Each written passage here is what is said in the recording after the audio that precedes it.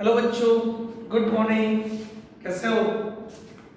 एकदम मस्त। ओके, आज हम स्टार्ट करें chapter number 2, world of physics. मैंने आपको फर्स्ट लेक्चर में बताया था कि फिजिक्स में हम क्या क्या पढ़ते हैं, हमारा विजन क्या होता है। तो सभी चीज़ें जानने के लिए फिजिक्स ज़रूरी है। मैंने आपको बताया था कि फिजिक्स का मतलब है नेचर। हमारे आसपास जो कुछ हमें दिख रहा है उसको समझने के लिए हमें क्या चाहिए? तो फिजिक्स चाहिए। तो ये फिजिक्स वर्ड कहाँ से आया, इसको समझना जरूरी है। एज अ साइंस स्टूडेंट ये वर्ड्स कहाँ से आया है ये हम सिर्फ एज अ इंफॉर्मेशन याद रखेंगे, इसको रट्टा मारने की जरूरत नहीं है। लेकिन जब हम फिजिक्स पढ़ रहे हैं तो हमें पता होना चाहिए कि फिजिक्स वर्ड रियल में कहाँ से आया है। तो लैटिन वर्ड है सेंटिया, जहां से हमारा वर्ड आएगा साइंस। हम बार बार बोलते हैं कि हमने एडमिशन लिया साइंस में, तो ये साइंस वर्ड कहां से है? तो लैटिन वर्ड है सेंटिया, और सेंटिया से मिला साइंस, जिसका मीनिंग है टू नो। कोई भी नेचुरल फिनोमेनन है, इसको समझने के लिए, इसको जानने के लिए हम साइंस का यूज करते हैं। और साइंस वर्ड कहां से मिला? तो सेंटिया से। संस्कृत वर्ड है विजनन एंड अरबिक वर्ड है इल्म। दोनों का मीनिंग होता है नॉलेज। दोनों का मीनिंग है नॉलेज। मतलब फिजिक्स हमें क्या दे रहा है? तो नॉलेज दे रहा है। फिजिक्स हमें क्या मिलेगा? नॉलेज मिलेगा। तो नॉलेज वर्ड है वो ये दो वर्ड से मिलता है, और हम कह सकते हैं कि भाई फिजिक्स है तो हमें क्या देगा? तो नॉलेज देगा। ग्रीक वर्ड है, ये ग्रीक लेटर है जो आप देख सकते हो, इसका मतलब फिजिक्स है। इसको हम इंग्लिश में लिखे तो फ्यूजिस होगा, और फिजिक्स से हमें वर्ड मिला फिजिक्स, जिसको हम बार बार बोलते हैं किसका लेक्चर है? फिजिक्स का लेक्चर। तो फिजिक्स वर्ड कहां से आया? फ्यूजिस। फिजिक्स वर्ड कहां से मिला?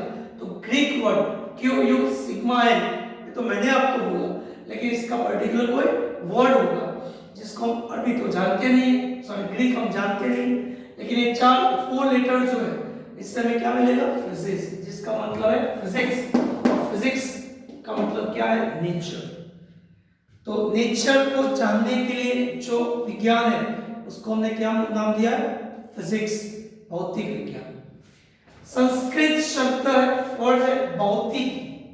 संस्कृत वर्ड है भौतिकी, और भौतिकी वर्ड का मतलब है फिजिकल वर्ड। तो हम यहाँ से नीचे से ऊपर जाए तो हमारे आसपास जो कुछ हमें दिख रहा है, जो कुछ नेचुरल फिनोमेना है, वर्ल्ड की पूरी नेचुरल फिनोमेना, उसको समझने के लिए, उसको जानने के लिए जो विज्ञान यूज करेंगे उसको हम बोलेंगे फिजिक्स। आई होप कि बच्चों आपको समझ में आ गया होगा। पोस्ट करके लिख लो।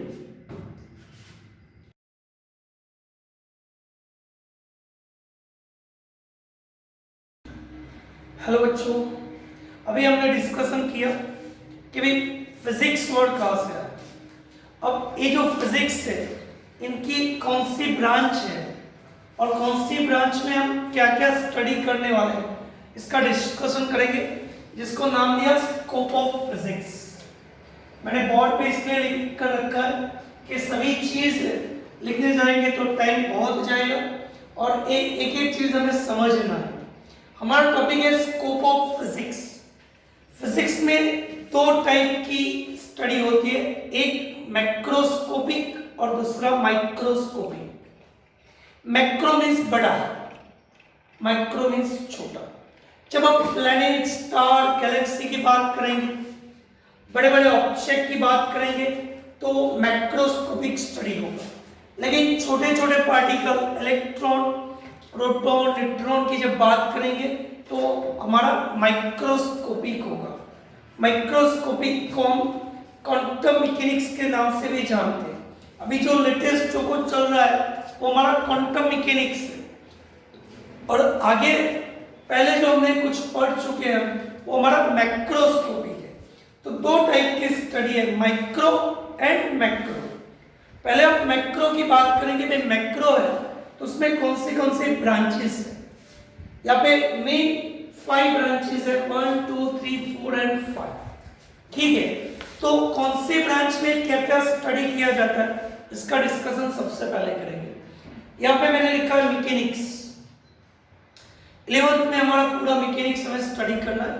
Mechanics means what? A branch of physics which dealing with kinematics and dynamics. Kinematics means what? A physical quantity derived without considering cause, या तो motion can be explain without considering cause, मतलब velocity, acceleration, displacement, ये सब चीजों की अब बात करेंगे वो काइनेमेटिक्स में होगी। और with considering it's cause motion will define, तो उसको हम बोलेंगे डायनेमिक्स, जिसके अंदर हम फोर्स, वर्क, एनर्जी, पावर सब चीजों को स्टडी करने वाले हैं। तो मैकेनिक्स के अंदर हम क्या क्या स्टडी करेंगे? तो फर्स्ट है लॉ ऑफ मोशन। कौन से लॉ? आप जानते हो, Newton's first law, second law है थर्ड लॉ।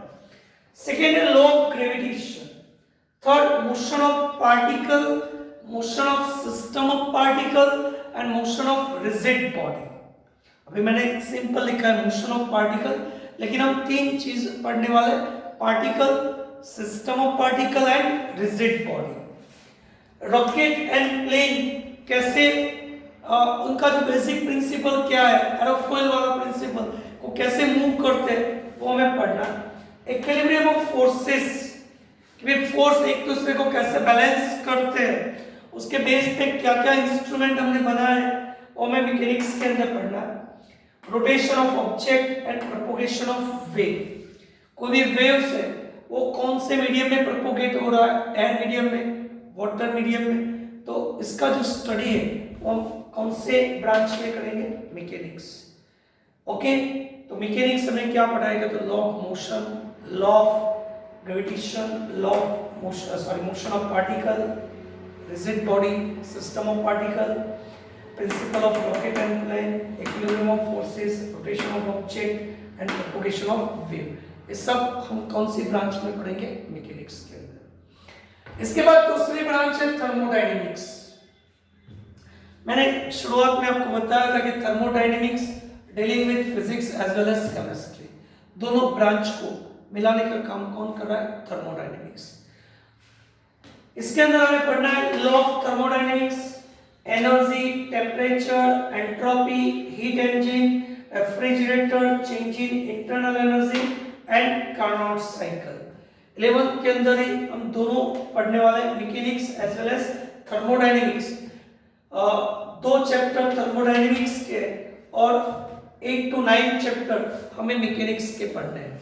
ठीक है, मतलब पूरा हमारा जो 11th है वो मैक्रोस्कोपी की है, जिसके अंदर हम मैकेनिक्स एंड थर्मोडायनेमिक्स दोनों ब्रांच को स्टडी करने वाले हैं। इसके बाद है इलेक्ट्रोडायनेमिक्स। आज मैं आपको इलेक्ट्रोमैग्नेटिक फोर्स पढ़ाने वाला हूं।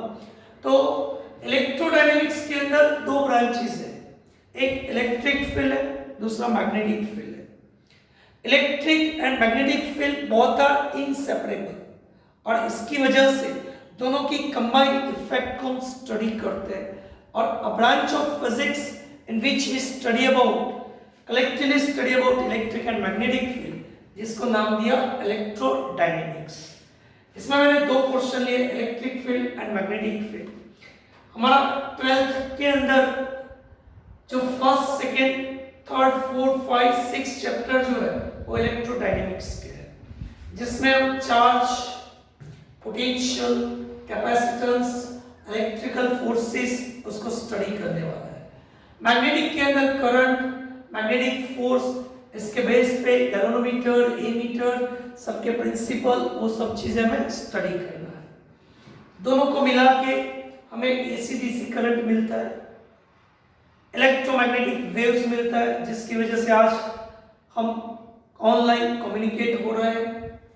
Law of Faraday, Coulomb, Gauss, Oersted, ampere, इस सब चीजों को हमें किसमें पढ़ना? इलेक्ट्रोडायनेमिक्स के अंदर।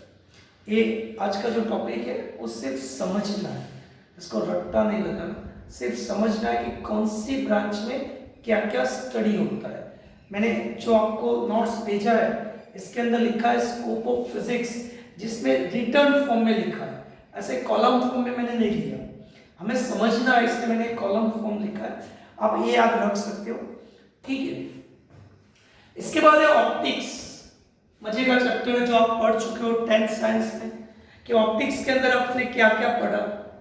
तो image produced by mirror, image produced by lens, optical instrument like telescope, microscope, natural phenomena like mirrors, rainbow, ये सब चीज हम किसमें पढ़ने वाले हैं? ऑप्टिक्स, ठीक है।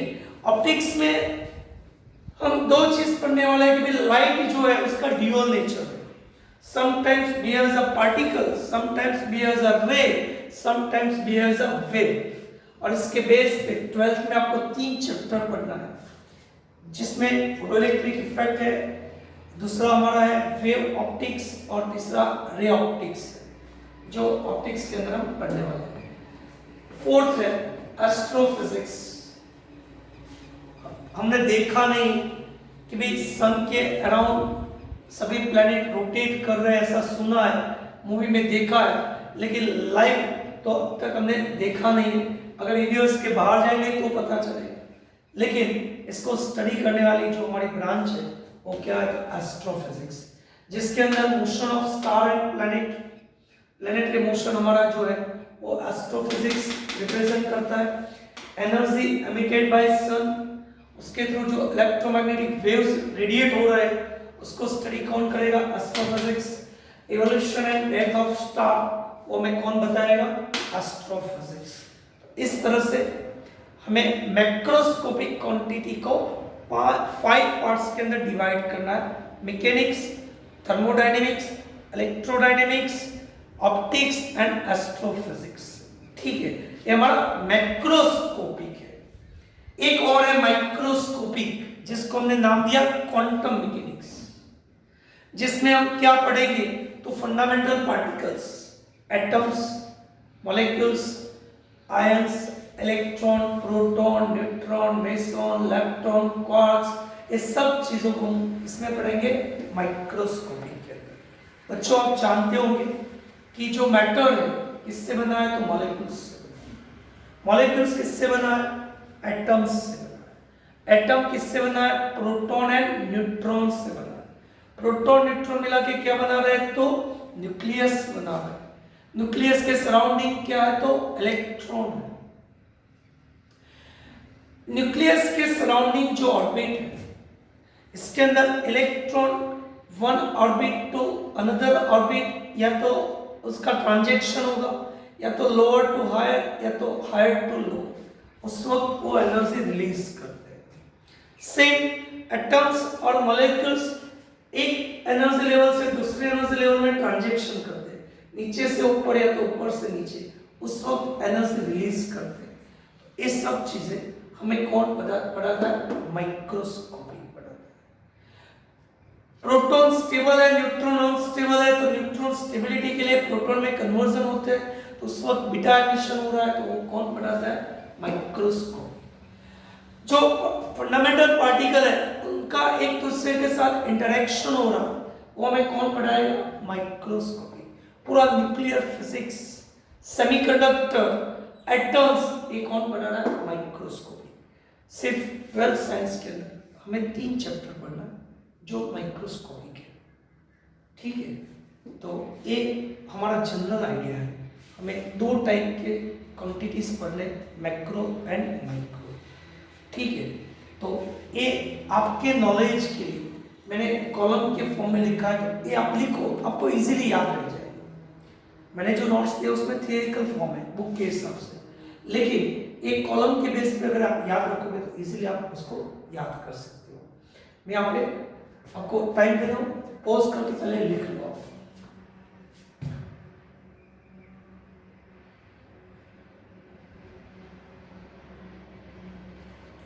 बच्चों अभी हमारा बेसिक मैथ्स कंटिन्यू चल रहा है। ये इसके मैंने नोट्स आपको भेज दिया है और ये चैप्टर भी रिकॉर्ड करके मैं भेज दूंगा। इसका नीट और जेडब्ल्यू में कोई इंपॉर्टेंस नहीं, इवन कोई भी कॉम्पिटिटिव एग्जाम में ये चैप्टर का कोई इंपॉर्टेंट नहीं।